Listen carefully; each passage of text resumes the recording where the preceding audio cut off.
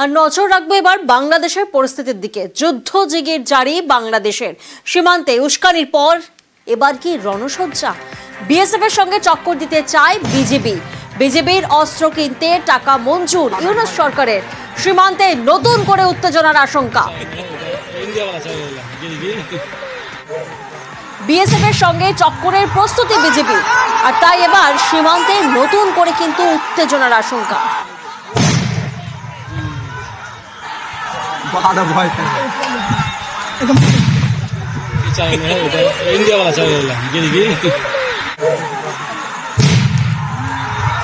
BJP কেন তারা sound grenade মারে নাই বা কেন টিয়ার শেল মারে নাই বা এইগুলি তো বিজেপির কাছে নাই, যেহেতু বিজেপির কাছে তো সব লেথাল ওয়েপেন। আপনারা দেখছেন যে চাঁপাইনবাবগঞ্জে বিএসএফ এর কাছে আছে, কিন্তু আমাদের বিজেপির কাছে নাই। এইগুলি কেনার জন্য ওদের আমরা পারমিশন দিয়ে দিয়েছি।